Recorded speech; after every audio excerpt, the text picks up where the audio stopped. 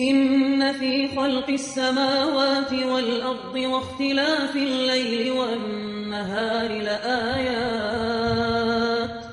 لآيات لأولي الألباب.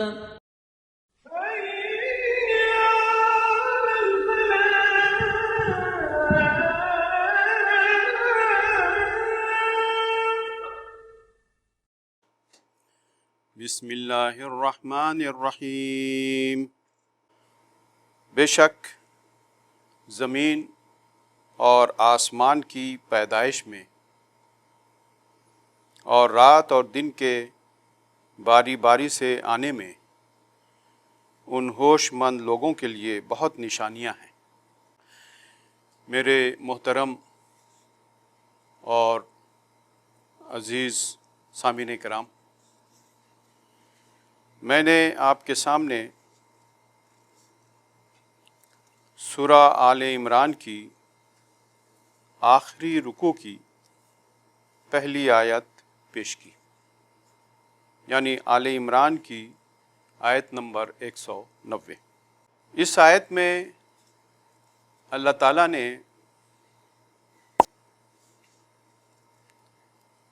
اولو الالباب کے متعلق فرمایا ہے کہ یہ جو زمین اور آسمان ہے، ان کی تخلیق اور یہ رات اور دن کا ایک کے بعد دوسرے کا آنا، یہ نشانیاں ہیں اولو الالباب کے لیے۔ اس کے بعد تسلسل کے ساتھ آگے 5 آیات جو ہے اللہ تعالیٰ نے بیان فرمائی ان اولو الالباب کی نشانیوں کے بارے میں، کہ وہ غور و فکر کرتے ہیں، اٹھتے بیٹھتے لیٹتے ہر حال میں، اور پھر وہ غور و فکر کے بعد جو نتیجہ اخذ کرتے ہیں وہ بہت ہی صائب ہوتا ہے، اور وہ اسی نقطہ نظر سے اپنی زندگی کو استوار کرتے ہیں۔ اور اس کی نشانیاں یہ بتائی اللہ تعالیٰ نے کہ وہ جب بھی، اگر انبیاء وقت ہیں تو انبیاء کو دیکھ کر کے وہ کہتے ہیں کہ یا اللہ، ہم نے ایک منادی کرنے والے کو سنا جو تیری طرف بلا رہا تھا۔ اور اگر انبیاء نہیں ہیں تو انبیاء کے بعد جو صالحین ہیں ان کی بات جب سنتے ہیں، قرآن کی بات جب سنتے ہیں، تو وہ یہی کہتے ہیں کہ اللہ تعالیٰ، ہم نے ایک منادی کرنے والے کو سنا کہ وہ تیری طرف بلا رہا ہے، تو ہم اس آواز پہ لبیک کہتے ہوئے آ گئے۔ اب تو یہ نشانیوں کا ایک سلسلہ پوری 5 آیت کے اندر اللہ تعالیٰ نے رکھا، اور آخر میں ان کے بارے میں فرمایا کہ وہ لوگ اس طرح اللہ تعالیٰ سے مخاطب ہوتے ہیں کہ ربنا اننا سمعنا منادیا ینادی للایمان ان آمنوا بربکم فآمنا ربنا فاغفر لنا ذنوبنا وکفر عنا سیئاتنا وتوفنا مع الابرار۔ یہ جو اولو الالباب لوگ ہیں، اب آپ دیکھیے، وہ اپنی زندگی کے اوپر جائزہ رکھتے ہیں، وہ دیکھتے ہیں کہ ہم سے کیا غلطی ہو رہی ہے، ہم سے کیا زیادتی ہو گئی ہے، اور اس کے متعلق بڑے چوکنا رہتے ہیں، اور اس کو پھر وہ کریکٹ کرتے ہیں، تصحیح کرتے ہیں، اور اللہ تعالیٰ سے مغفرت کی طالب ہوتے ہیں۔ اس کے بعد ایک آیت کے اندر اللہ تعالیٰ فاستجاب لهم ربهم انی لا اضیع عمل عامل منکم من ذکر او انثی، اس آیت کے اندر پھر اللہ تعالیٰ نے اولو الالباب کے اوپر گزرنے والے حالات بیان کیے، اور پھر ان کا مقام بتایا۔ گزرنے والے حالات تو اس طرح ہیں کہ یہ مقام بہت ہی اونچا مقام ہے اولو الالباب کا، مگر یہ آزمائش کے مختلف بھٹیوں سے گزرتے ہیں۔ اوذوا فی سبیلی، ہمارے راستے میں ان کو تکلیف دیا جاتا ہے، اور پھر یہ بھی ہوتا ہے بعض دفعہ کہ ان کو بستیوں سے نکال دیا جاتا ہے، اور یہاں تک معاملہ آتا ہے کہ ان کو بستی چھوڑنا پڑتا ہے، اور پھر آخر کار نتیجہ یہاں تک بھی پہنچ سکتا ہے کہ ان کو قتال کرنا پڑے، اللہ کے راستے میں قتال کرنا پڑے، اور یہ بھی ہے کہ وہ قتل کر دیے جائیں۔ یہ سارے مراحل آ سکتے ہیں، ہو سکتا ہے ان میں سے سارے مراحل آئیں، ہو سکتا ہے ان میں سے کچھ مراحل آئیں، ہو سکتا ہے کہ یہ مراحل نہ آئیں اور خلق خدا ان سے فائدہ اٹھاتے رہیں۔ یہ نصیب کی بات ہے کہ کس معاشرے میں وہ پنپ رہے ہیں یا کس معاشرے کے اندر وہ موجود ہیں۔ معاشرہ اگر عقل مند لوگوں کی ہے تو وہ ان اولو الالباب سے فائدہ اٹھائیں گے، ورنہ وہ ان کو اذیت دیں گے۔ مگر اولو الالباب کا جو منطقی نتیجہ اللہ نے بتایا وہ یہ کہ اللہ فرماتے ہیں لَأُدْخِلَنَّهُمْ جَنَّاتٍ تَجْرِي مِن تَحْتِهَا الْأَنْهَارُ، ہم ان کو جنت میں داخل کریں گے جو کہ انتہائی سرسبز ہوگا، جس میں نہریں بہہ رہی ہوں گی، اور اللہ نے فرمایا کہ یہ بدل ہے، یہ ثواب ہے اللہ کی طرف سے، اور واللہ عندہ حسن الثواب، کہ اللہ سے بہتر کوئی بدلہ نہیں دے سکتا۔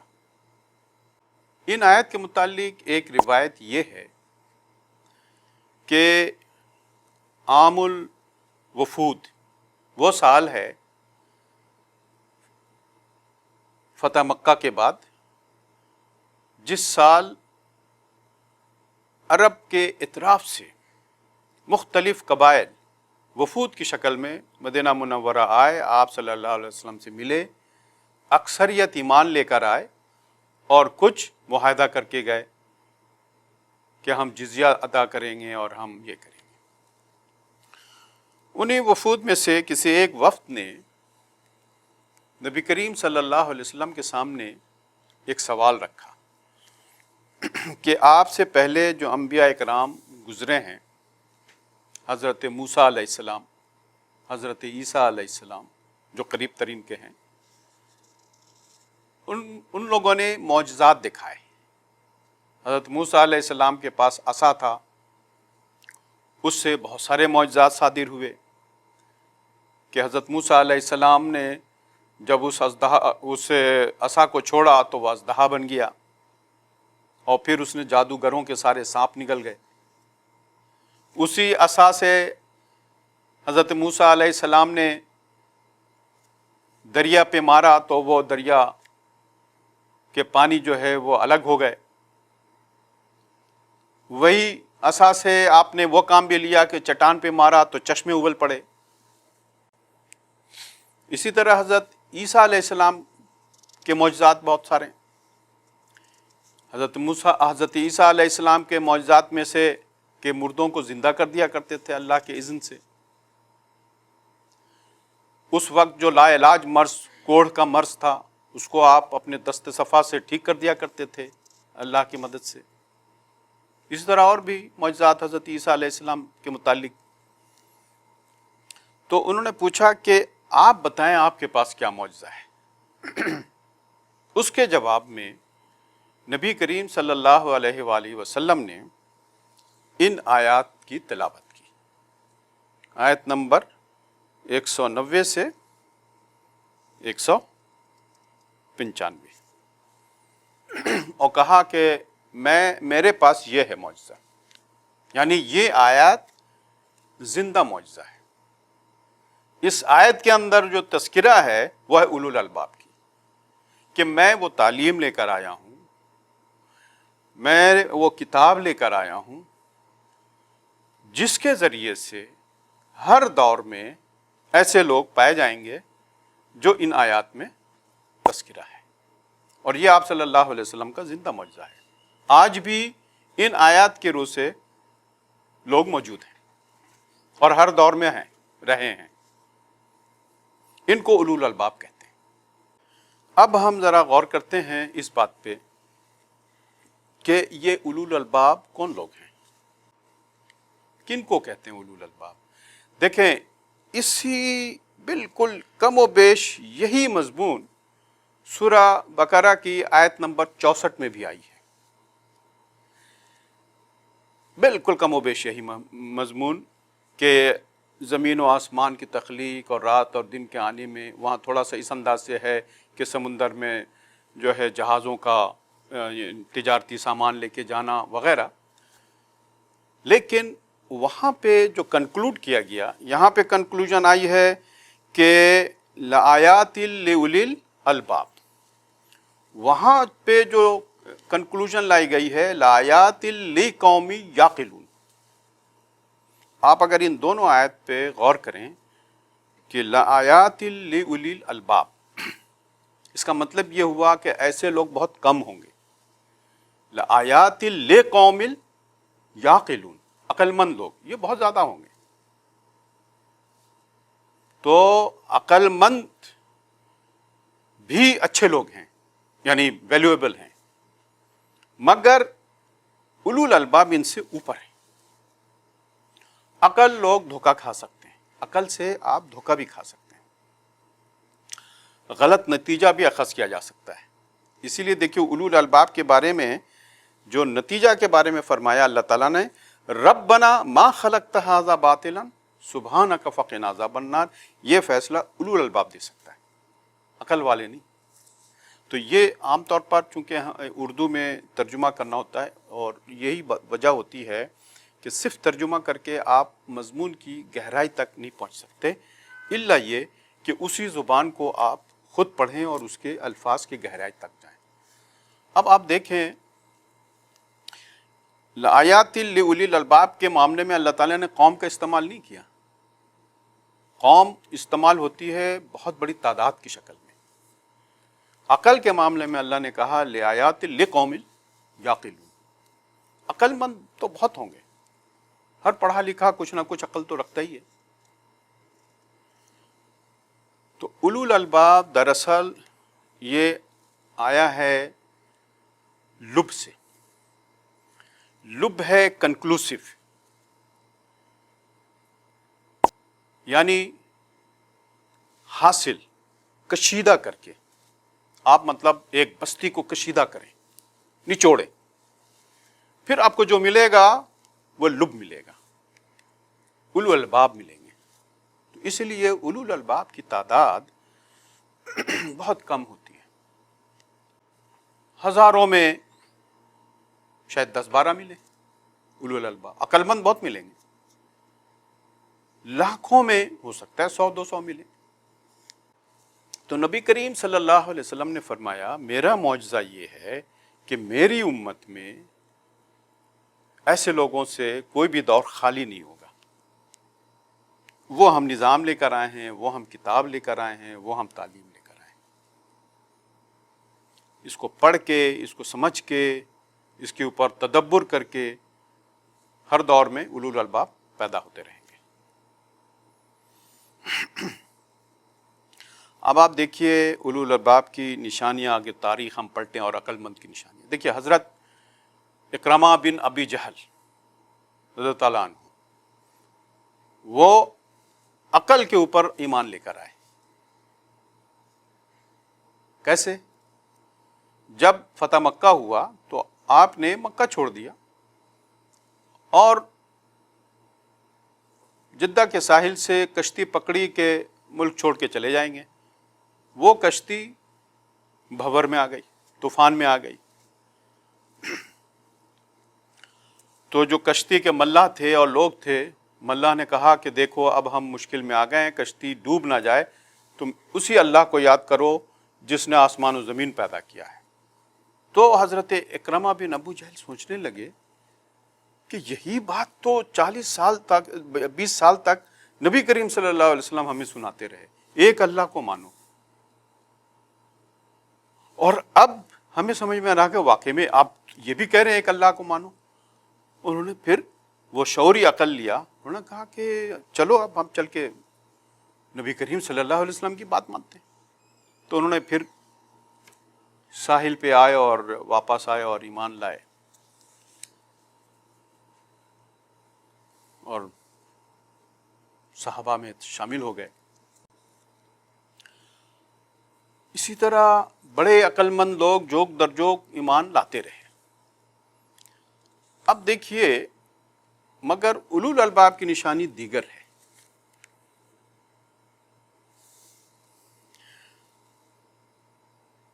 حضرت ابو بکر رضی اللہ تعالیٰ عنہ، ابھی نبی کریم صلی اللہ علیہ وسلم کو نبوت نہیں ملی ہے، تو آپ نبی کریم صلی اللہ علیہ وسلم کے بڑے اچھے جگری دوست میں سے ہیں، اور حضرت ابو بکر رضی اللہ تعالیٰ عنہ غور و فکر کرنے والے انسان ہیں، اور انسانی خدمت میں نبی کریم صلی اللہ علیہ وسلم کے ساتھ ساتھ پیش رہتے تھے۔ آپ تاجر تھے حضرت ابو بکر رضی اللہ تعالیٰ عنہ، اور اپنے تجارت کے یعنی کہ مال سے وہ بہت غریبوں کی، غلاموں کی مدد کیا کرتے تھے۔ اہل مکہ ان کو اپنے سر کا تاج سمجھتے تھے۔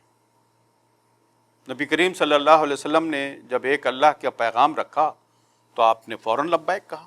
یہی اولو الالباب کی نشانی، بلا چون چرا، ربنا اننا سمعنا منادیا ینادی للایمان ان آمنوا بربکم فآمنا، ہم لے آئے ایمان، وہ بلا چون چرا لے کر آئے۔ یہ ہے اولو الالباب کی نشانی۔ اور پھر جیسا کہ آگے اللہ تعالیٰ نے فرمایا کہ اولو الالباب کا یہ مطلب نہیں ہوتا ہے کہ معاشرے کے لوگ ان کو صرف عزتیں دیتے رہیں، آزمائش کے بھٹی سے بھی وہ گزرتے ہیں۔ اور ہم دیکھتے ہیں حضرت ابو بکر رضی اللہ تعالیٰ عنہ جب ایمان لے آئے اور جب لوگوں کو راہ راست کی طرف بلانے لگے تو کیا کیا اذیت سے نہیں گزرے۔ آپ پر اکثر و بیشتر حملے ہوتے تھے، اور بعض دفعہ تو ان کے اوپر اتنا جبر ڈالا گیا کہ ان کو مکہ چھوڑنا پڑا۔ آپ مکہ چھوڑ کے جب جانے لگے، مکہ سے باہر، تو ایک قبیلے کے سردار ملے جو حضرت ابو بکر رضی اللہ تعالیٰ عنہ کو بہت ہی قریب سے جانتے تھے۔ انہوں نے کہا کہ ابو بکر آپ کہاں جا رہے ہیں؟ کہنے کہ میں مکہ چھوڑ کے جا رہا ہوں۔ کہنے کہ کمال ہے، آپ مکہ چھوڑ کے جا رہے ہیں؟ آپ تو مکہ والوں کے محسن ہیں۔ کہنے کہ ہاں بس حالات ایسے ہیں۔ انہوں نے کہا نہیں، یہ ہو نہیں سکتا، آپ چلیے میرے ساتھ۔ تو جو اللہ نے بتایا نا کہ وہ ہجرت بھی کر سکتے ہیں، حالات ایسے آئیں، تو وہ لے کر آئے اور مکہ والوں کو شرم دلائی کہ تم اپنے محسنوں کو اس طرح پیش آتے ہو۔ تو یہ اولو الالباب لوگ جو ہوتے ہیں یہ کم ہوتے ہیں، لیکن ہوتے ہر معاشرے میں۔ ان کو بچا کے رکھنا پڑتا ہے۔ اگر ہم نے ان کی حفاظت نہیں کی تو دشمن ان کو ٹارگٹ کرتے ہیں، اور اگر خدا نہ خواستہ معاشرہ ان سے خالی ہو جائے تو پھر وہ معاشرہ برباد ہو جاتا ہے۔ پھر ان کو نہ سمجھانے والا کوئی ہوتا ہے، چونکہ عقل نہیں سمجھا پاتی۔ اولو الالباب عقل سے کئی درجہ آگے ہے، یہ فطرت کو سمجھتی ہے، عقل کے ساتھ وہ فطرت کو سمجھتی ہے۔ وہ آپ کو آگے بڑھنے کے راستہ بتاتی، اولو الالباب۔ یہ آپ کو تمدن سکھائے گی، یہ شخصیتیں، یہ آپ کو نظام عدل، نظام معاشرت، ترقی کے راہ، یہ سارے بتائیں گے۔ اور آزمائش کے وقت جو اٹھتے ہیں یہ اولو الالباب ہی اٹھتے ہیں اس وقت۔ اصل ویسے یعنی آپ یوں سمجھیے کہ عام حالات میں آپ نہیں پہچان پائیں گے اولو الالباب کو ہم، لیکن آزمائش میں پہچانے جاتے ہیں۔ اب میں چند آپ کو دکھاتا ہوں کہ کیسے آزمائش ہوتی ہے اور کیسے پہچانے جاتے ہیں۔ یہ دیکھیے، تو یہ بڑے اوباش قسم کے اس میں لوگ تھے۔ انہوں نے ایک رویہ اختیار کیا مدینہ منورہ میں کہ جہاں ایک حسین عورت دیکھی اس کے شوہر پہ وہ زور ڈالتے تھے کہ اس عورت کو تم طلاق دو. حاکم تھے، حکومت ان کے ہاتھ میں تھی، اور اگر کوئی نہ دے تو اس کو قتل کر دیتے تھے. تو لوگ مجبوراً دے دیتے تھے طلاق. یہ بات اتنی بڑھی کہ اس وقت امام مالک تھے، ان تک بات پہنچی. امام مالک نے علیہ رحمت فتویٰ دیا کہ جبر کا طلاق طلاق نہیں ہوتا ہے. یہ حاکم کے تن بدن میں آگ لگا دی اس بات نے. اس نے عقل سے کام لیا کہ بھائی شریعت میں طلاق جائز ہے، طلاق ہم نے دلا دی، شادی کر لی، یہ زنا تو نہیں ہوا.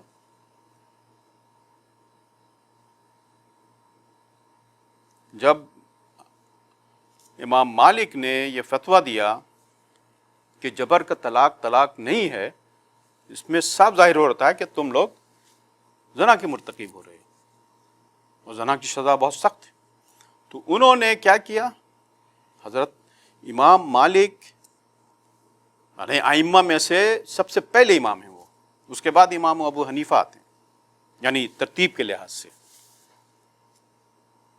ان کو گدھے پہ بٹھایا گیا، یہی حاکموں نے، ابھی شروع دور ہے بنو امیہ، ان کو گدھے پہ بٹھایا، منہ قالیوں سے لپیٹا اور مدینے کے گلیوں میں گھمایا. لیکن آپ نے ہمت کر کے ہاتھ اٹھائے رکھا اور کہا لوگوں پہچانو، میں امام مالک ہوں، میں فتویٰ دیتا ہوں جبر کا طلاق طلاق نہیں ہوتا ہے.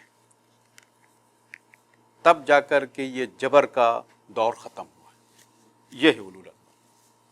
شریعت جہاں زد پہ آ جائے، قرآن کی تعلیم جہاں زد پہ آ جائے، حکمرانوں کی جبر جب حد سے بڑھ جائے تو علول الباب کھڑے ہوتے ہیں. چند ہوتے ہیں، امام مالک کے پیچھے کچھ لوگ تھے، چند ہوتے ہیں لیکن وہ ایوان ہلا دیتے ہیں. آپ دوسری مثال دیکھیں، بنو عباس، یہ بھی بادشاہ لوگ تھے. اب انہوں نے عقل سے کام لیا. عقل سے کام یہ لیا کہ انہوں نے ایک مباحثہ کیا کہ یہ قرآن خالق ہے کہ مخلوق ہے. اس پہ بحث، حالانکہ یہ لا حاصل بحث ہے. اور ان کے جو عقل مند لوگ تھے، دانشور تھے، وہ اس بات پہ متفق ہو گئے کہ قرآن مخلوق ہے. قرآن مخلوق ہو جانے کا مطلب یہ ہوا کہ اب اس کو زوال آنا ہے، ہر مخلوق کو زوال ہے. اس کا مطلب یہ ہے کہ تحریف کا ایک راستہ نکل آ رہا ہے. یہ بہت خطرناک فیصلہ تھا. اس پہ کھڑے ہوئے علول الباب، اب علول الباب امام احمد بن حنبل ڈٹ گئے. کہتے ہیں کہ مجھے کوئی حدیث لا کے بتاؤ، قرآن کی کوئی ایک آیت لا کے بتاؤ جو یہ بتاتا ہے کہ قرآن مخلوق ہے. یہ چونکہ حاکم کی حکم کی عدولی تھی تو آپ کو جیل بھیجا گیا، کوڑے برسائے گئے.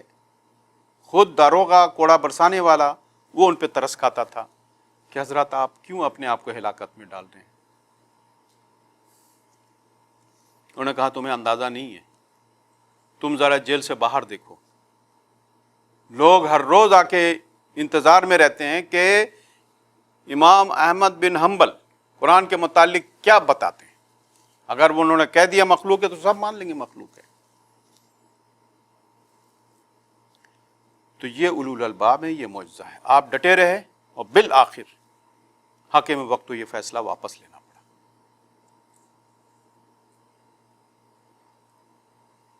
اسی طریقے سے ہر مشکل دور میں علول الباب کھڑے ہوتے ہیں.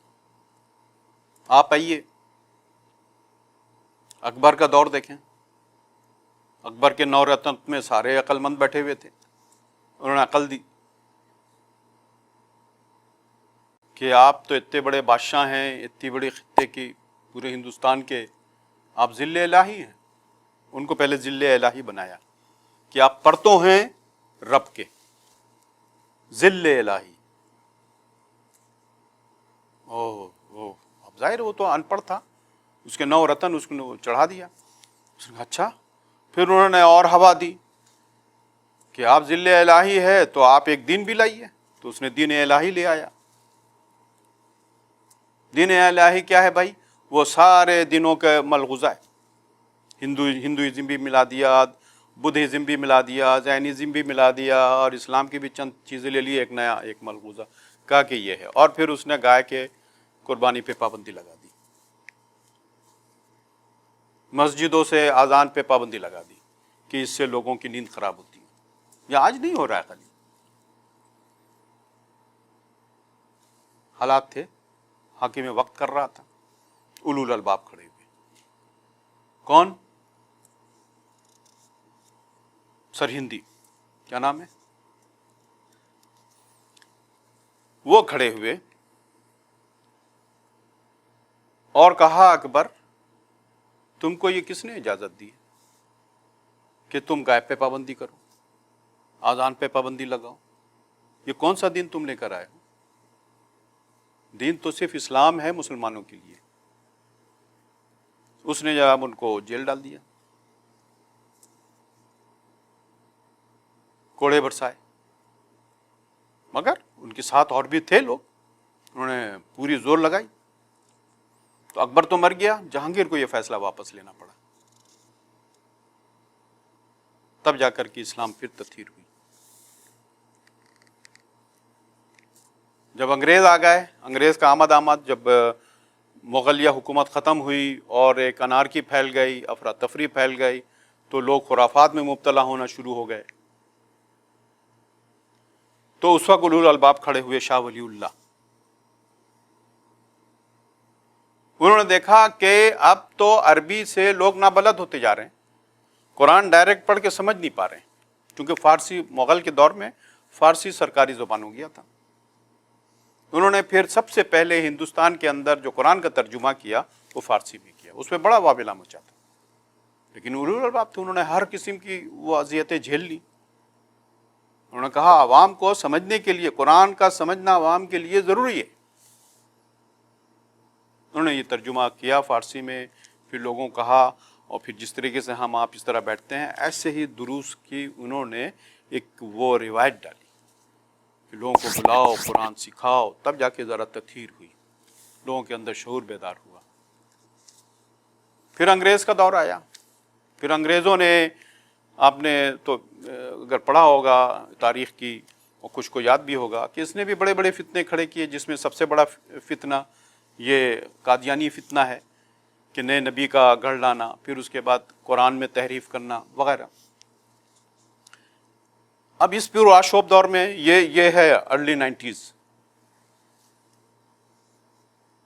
ایسے دور میں جو سرخیل پیدا ہوئے، مولانا مودودی، اب ان کی تحریر، ان کی تحریک لوگوں کو شعور دیا اسلام کیا چیز ہے.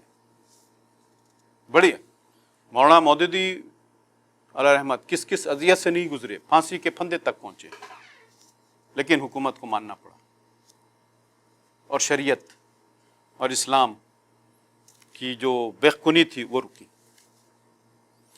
تو نبی کریم صلی اللہ علیہ وسلم آج بھی لوگ ہیں اس معیار پہ اترے ہوئے، آج بھی لوگ ہیں. یہ نبی کریم صلی اللہ علیہ وسلم نے کہا میرا معجزہ ہے کہ اس کتاب کے ذریعے سے، اس تعلیم کے ذریعے سے ہر دور میں ایسے لوگ پیدا ہوں گے جو ان آیات کے اندر، آل عمران کی یہ جو آخری رکوع کی ابتدائی 6-7 آیت ہیں، ان کے اندر جو ذکر ہے اولو الالباب کی، ایسے لوگ پیدا ہوتے رہیں گے. آج بھی ہیں. یہ ہمیں دیکھنا ہے کہ کیا ہم اولو الالباب کا ساتھ دے رہے ہیں.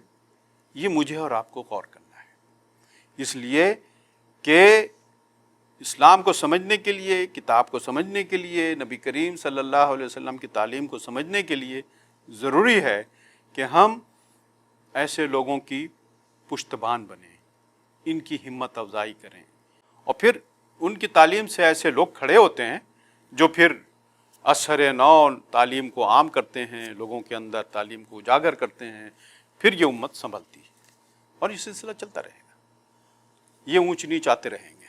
ہم آپ اگر یہ کام کریں گے تو اللہ فرماتا ہے کہ لَوْكَفِّرَنَّ عَنْهُمْ سَيِّئَاتِهِمْ وَلَأُدْخِلَنَّهُمْ جَنَّاتٍ تَجْرِي مِن تَحْتِهَا الْأَنْهَارُ، کہ ہم ان کے، انسان ہے، قصور تو ہو سکتا ہے کسی سے بھی، ہم ان کے قصور معاف کر دیں گے، اور انہیں ایسے باغوں میں داخل کریں گے جن کے نیچے نہریں بہتی ہوں گی۔ اور یہ بدل ہے، ثواب ہے اس کی جس کے لیے یہ انہوں نے قربانی دی، ثوابم من عند اللہ واللہ عندہ حسن الثواب۔